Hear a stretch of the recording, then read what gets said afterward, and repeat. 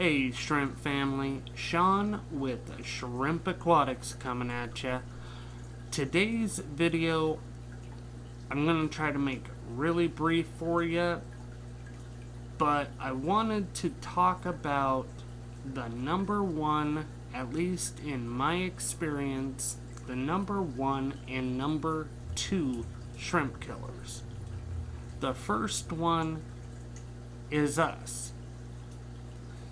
The second one is time.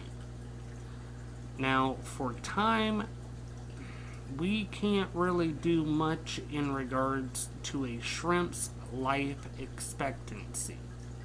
1 to maybe 2.5 years, depending on you. Now, the us factor. It is not so much us as it is us becoming complacent with our shrimp tanks. If you're like me, you spend the money, you get the tank set up, you enjoy it, and you want more. So you buy another one, so on and so forth. For me, I'm trying to turn my passion and my hobby here into a small business that helps me pay for, quite honestly, pays for my addiction. I want the next pretty shrimp. I want the next go. I want to create my own line of certain types of these shrimp. The problem is life. Your life starts to dump on you a little bit. Gotta take kids to school, gotta clean the house, gotta make dinner, gotta go to work, gotta do all of these other things, and you look at your shrimp tanks, oh, you know what, nothing's died in there, it looks good, all the shrimp are healthy, I don't need to do a water change this week or this 2-week cycle. They can wait an extra week or two. I'm good. I'll just refill it with some RO water. They'll be good. That next week comes, or that next 2 weeks comes, and maybe something else comes up on your normal shrimp or your normal water change day, and you push it off again. And that's when you start to realize that your breeding might have slowed down. You may get that unexpected, out of nowhere shrimp death. The plants in the tank start to look maybe a little bit different than they did 2 weeks ago. And you gotta think of it in an ecosystem mindset.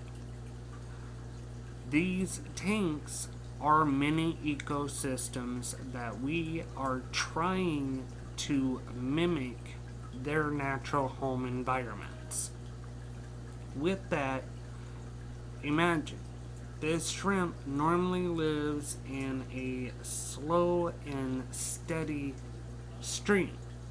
They don't necessarily live in muddy ponds or stuff of that nature. Most of them have come from, or their ancestors have come from, streams in Asia, Taiwan, Japan, China, all of these places, and have been slowly, over time, bred for their certain characteristics. Through that, it's still think of all of these mass scale breeder facilities. They don't let their tanks sit for a week without a water change. They've got, 500-gallon tank that is home to 5,000 shrimp. Those shrimp are breeding. They're eating, they're pooping, they're doing all of the toxic stuff to an ecosystem. That shrimp breeder is constantly doing water changes through all of their tanks. So that 500-gallon tank probably gets 100 gallons a day of fresh, clean, remineralized, good to go water. The remineralization of the water that you're giving to them is the cornerstone to their ecosystem. When we get to that stage of we're going to be complacent, we don't need to worry about it, oh, it's okay, that tank will be fine. When the landlord bug bombed the frickin' room and I lost, I don't know, in all honesty, I probably lost somewhere in the neighborhood of 3,000 to 4,000 shrimp out of this room. But at the same time, I got so discouraged about this hobby and about my abilities inside this hobby that I stopped paying attention to the water changes. I saw tanks were low, I would just refill them up and be done with it. I didn't care. In that, the biggest ones that I took notice to were my blue dreams. I have on my Facebook page probably 10 to 15 comments from my customers of the blue dreams that they got from me, of the vivid blue colors, of the liveliness, of the healthiness.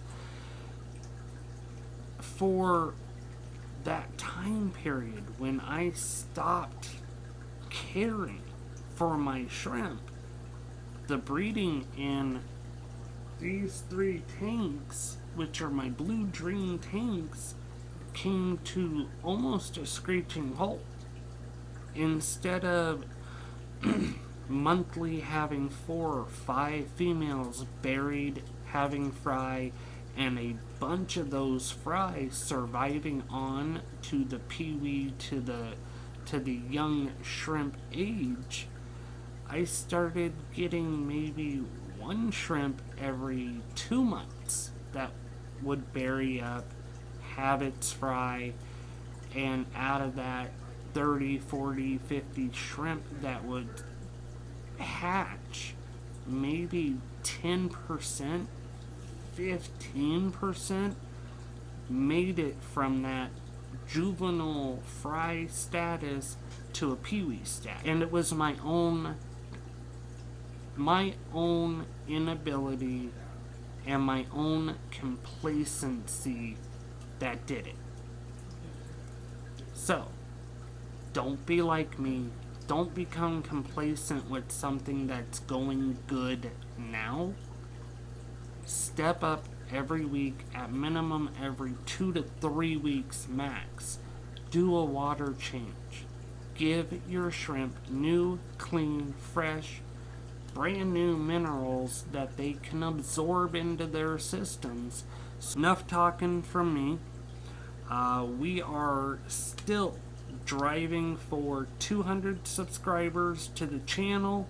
Once we hit 200 subscribers, I'm going to do a dual part grand prize giveaway of some shrimp gear, food, chala wood, plant, mineral balls, all of it.